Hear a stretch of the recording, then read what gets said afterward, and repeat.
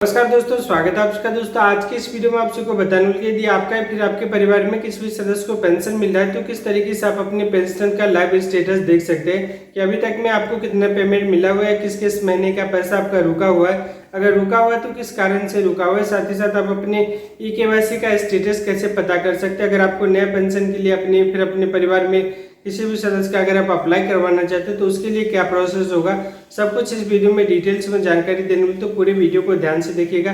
मेरा नाम है सुरेश कुमार और आप देख रहे हैं डिजिटल समाधान। सभी को अपने मोबाइल फोन या फिर कंप्यूटर में गूगल क्रोम को ओपन कर लेना। गूगल क्रोम को ओपन करने के बाद इस तरीके से आप सबको लिखना है पेंशन स्टेटस। जैसे आप पेंशन स्टेटस लिख करके सर्च कीजिएगा, आपके सामने इस तरीके का लिंक दिखाई देगा। तो अभी जो हम फिलहाल आप सबको स्टेटस दिखा करके बताने वाले हो, जो कि बिहार का बताने वाले। यदि आप किसी भी स्टेट से आते हैं तो आप अपने स्टेट का नाम दीजिएगा, उसके आगे में इस तरीके से लिख दीजिएगा। आपके सामने में जो लिंक आएगा, लिंक के ऊपर में क्लिक। अब फाइनली इस तरीके का इंटरफेस दिखाई दे रहा है। यहाँ पे आप देख पा रहे हैं, सबसे पहले आपको फाइनेंशियल ईयर सिलेक्ट करना है। 3 साल का यहाँ पे दिखाई दे रहा है, 23-24, 24-25 और 25-26। यहाँ पे हम 25-26 सेलेक्ट कर लिए। बेनिफिशियरी आईडी के ऊपर में क्लिक कीजिएगा। यहाँ पे भी आपको 3 ऑप्शन दिखाई देगा, जिसमें कि बेनिफिशियरी आईडी से आप चेक कर सकते हैं, अकाउंट नंबर के थ्रू से कर सकते हैं, आधार नंबर के थ्रू से कर सकते हैं। तो यहाँ पे आपको क्लिक कर देना है। जैसे आप यहाँ पे क्लिक कीजिएगा, अब यहाँ पे जो भी ऑप्शन आप सेलेक्ट किए उसका डिटेल्स यहाँ पे डालना होगा और सर्च के ऊपर में क्लिक। यहाँ पे हम जैसे सर्च के ऊपर में क्लिक किए तो नीचे में जितना कि पेमेंट का स्टेटस है सब कुछ यहाँ पे दिखाई दे रहा है। नीचे के साइड में देखिएगा तो कितना पेमेंट यहाँ पे भुगतान किया हुआ है वो भी आपको दिखाई दे रहा है। उसके बाद फिर अगला आने वाला जो पेमेंट है वो भी यहाँ पे दिखाई दे रहा है। फाइनेंशियल ईयर दिखाई देगा, रजिस्टर्ड संख्या दिखाई देगा, लाभार्थी संख्या, योजना का नाम, लाभार्थी का नाम, पिता पति का नाम, किस माह से किस माह तक का पेमेंट किया गया वो आपको दिखाई देगा, UTR नंबर दिखाई देगा, अमाउंट दिखाई देगा, भुगतान की स्थिति। यदि आपको पैसा आपके बैंक में चला जाएगा तो यहाँ पे सक्सेस दिखाई देगा। अगर पेंडिंग पड़ा हुआ तो यहाँ पे आपको पेंडिंग शो करेगा। किस बैंक में गया उस अकाउंट नंबर का आपको लास्ट 4 नंबर भी दिखाई देगा। इसी तरीके से यहाँ पे पूरे का पूरा डिटेल्स आप निकाल सकते हैं।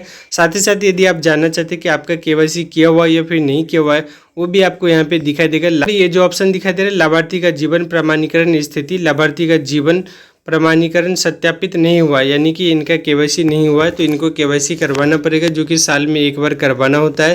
तो अभी जो KYC करवाने का जो ऑप्शन है वो ऑनलाइन बिल्कुल ही हटा दिया गया है।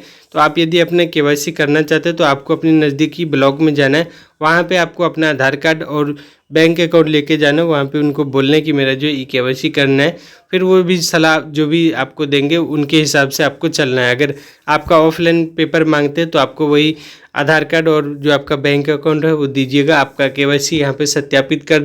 ऑनलाइन पहले जो KYC साल में एक बार किया जा रहा था, जो कि अभी पिछले काफ़ी दिनों से बंद पड़ा हुआ। जब स्टार्ट होगा तब आप ऑनलाइन किसी भी कॉमन सर्विस सेंटर, वसुधा केंद्र से आप करवा सकते।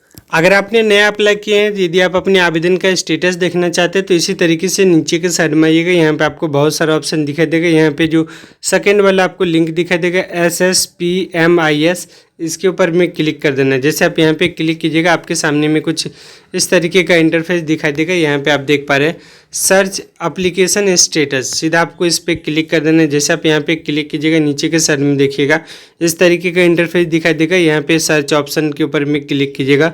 यहाँ पे आप देख पा रहे हैं कि 4 ऑप्शन दिखाई दे रहे हैं, beneficiary ID, section number, account number, Aadhaar number. तो यहाँ पे आधार नंबर दे देना या फिर जो भी ऑप्शन के सहायता से आप सर्च करना चाहते हैं, जो ऊपर में सेलेक्ट किए उसी का नंबर यहाँ पे देना है, कैप्चा डालना है। और नीचे में जो आपको दिखाई दे रहा है एप्लीकेशन स्टेटस, आवेदन स्थिति खोजे, इस पर क्लिक। यहाँ से आपके आवेदन का पूरा डिटेल्स पता चल जाएगा। कभी कभार जो है साइट नहीं भी काम करता है तो आपको बाद में ट्राई करना है। यदि आप फॉर्म डाउनलोड करना चाहते हैं नया पेंशन के लिए तो यहाँ पे आपको डाउनलोड आधार कंसेंट फॉर्म दिखाई दे रहा है, इस पर क्लिक करना और ये आपके सामने में फॉर्म डाउनलोड हो जाएगा। इसको आपको प्रिंट करवा लेना है। एक को आप प्रिंट कर सकते हैं, फिर किसी भी साइबर कैफे में भी जाकर के आप प्रिंट करवा सकते हैं। बेटर होगा कि ये फॉर्म आप नहीं ले, क्योंकि बहुत पहले का ही फॉर्म इसमें अपलोड किया गया है। तो लेटेस्ट वाला जो भी फॉर्म होगा वो आप ले लीजिएगा, किसी भी साइबर कैफे में आपको मिल जाएगा। यदि आप इस फॉर्म को भरना चाहते हैं, ये जो पहला वाला जो फॉर्म आता है, 2 फॉर्म आपको प्रिंट करवाना है। उसके बाद फिर यहाँ पे आवेदक का नाम, पिता पति का नाम, उसके बाद फिर लिंग जो भी है महिला पुरुष वो आपको देना है, एड्रेस डाल देना है, पंचायत दे देना है। उसके बाद नगर निगम जो भी आप आते हैं वो आपको डाल देना है, थाना, प्रखंड, अनुमंडल, जिला, डाकघर, पिन कोड। उसके बाद फिर किस कैटेगरी से आप आते हैं, जाति, वो आपको देना है, आधार नंबर देना है। उसके बाद फिर सूचना प्राप्त करनी है तो मोबाइल नंबर देना है, ईमेल आईडी अगर है तो देना है, छोड़ देना है। आवेदक का पहचान चिन्ह कुछ भी है वो देना है। आप यहाँ पे अपने बैंक का डिटेल्स डालिएगा, जैसे बैंक खाता संख्या, IFSC कोड, शाखा का नाम, शाखा कोड। उसके बाद फिर यहाँ पे आप देख पा रहे हैं बैंक खाता आवेदक के नाम से होने चाहिए, संयुक्त खाता मान्य नहीं है। मतलब जिनके नाम से आप अप्लाई करें उनका पर्सनल होना चाहिए, ऐसा नहीं कि ज्वाइंट वाला लगा दीजिएगा, फिर पैसा आने में दिक्कत होगा। 60 साल उम्र पूरा होना चाहिए। यहाँ पे नाम देना है, जिला देना है। उसके बाद फिर इस तरीके से यहाँ पे सिग्नेचर कर लेना है, डेट डाल देना है। ठीक इसी तरीके से यहाँ पे नीचे के साइड में आइएगा तो ये वाला जो फॉर्म है ये आपको नहीं भरना है। ये आपको जिस भी बैंक का आप खाता लगाइए उस बैंक वाले को देना है। वो बैंक वाले इस फॉर्म को भरेंगे, उसके बाद साइन मोहर करेंगे, तब जा कर के आपको जो ये फॉर्म आपका काम होगा उसको बिल्कुल ही ऐसे छोड़ देना है। ये सहमति पत्र है, ये आपको भरना है। उसके बाद फिर यहाँ पे सहमति पत्र भरिएगा तो नाम दीजिएगा, श्रीमती श्रीमान जो भी है वो आप यहाँ पे डाल दीजिएगा, आधार संख्या दीजिएगा, मोबाइल नंबर दीजिएगा। फिर यहाँ पे सिग्नेचर कर लेना, तिथि, नाम, पता, ये सब कुछ यहाँ पे डाल देना। पहचानकर्ता का सिग्नेचर इसमें लगेगा, जो कि आपको नहीं करना है। आपको क्या करना है कि आपके जो पंचायत में ग्राम सेवक, रोजगार सेवक होते हैं उनसे आपको करवा लेना है, यदि आप ऑफलाइन जमा करना चाहते हैं तब। या फिर अगर आप ऑनलाइन करना चाहते हैं तो इतना सारा कुछ नहीं है। आप ये सब खास उतना मैटर नहीं करता, अगर ऑनलाइन या फिर ऑफलाइन भी करवाना चाहते हैं ये नहीं भी रहेगा, आपका चलेगा टेम्प्रोरी। लेकिन आपका जो बैंक वाला है सिग्नेचर जो फॉर्म बताया वो आपको उस फॉर्म में साइन करवाना पड़ेगा। लेटेस्ट फोटो आपके साथ में जो डॉक्यूमेंट लगेगा, आधार कार्ड लगेगा, बैंक अकाउंट लगेगा, फोटो लगेगा, अकाउंट नंबर बिल्कुल साफ़ सुथरा रहना चाहिए। हो सके तो इसमें राशन कार्ड का जिक्र नहीं किया जाता है, लेकिन आप राशन कार्ड भी लगा दीजिएगा। वोटर ID कार्ड आपका कंपलसरी होता है लगाना, वो भी आप लगा दीजिएगा। यदि वोटर ID कार्ड में अगर आपका कुछ मिसिंग भी है तब भी आपका चलेगा, कोई दिक्कत नहीं। मेन आपका आधार कार्ड रहता है, आधार कार्ड में जो भी डिटेल्स है उसी के अकॉर्डिंग इसमें फिलअप किया जाता है। यदि आप ऑनलाइन अपना या फिर अपने परिवार में किसी भी सदस्य का करना चाहते हैं तो जो भी आपको फॉर्म बताए सबको फिलअप कर लेना, साथ में आधार कार्ड और बैंक अकाउंट ले लेना और सब पे आप सेल्फ अटेस्टेड करवा देना। यदि कोई अंगूठा लगाता है अंगूठा भी लगा देना। यदि आप ऑनलाइन करना चाहते हैं इसी वेबसाइट पे आइएगा, रजिस्टर न्यू बेनिफिशियरी दिखाई दे रहा है, इस पर क्लिक कर देना है। यहाँ पे जैसे आप क्लिक कीजिएगा आपके सामने नया पेज ओपन होगा, जिसमें कि आप देख पा रहे डिस्ट्रिक्ट, ब्लॉक, योजना, EPIC नंबर, उसके बाद फिर मतदाता का नाम, उसके बाद फिर आगे बढ़िएगा आधार नंबर, फिर यहाँ पे आधार का नाम, डेट ऑफ बर्थ।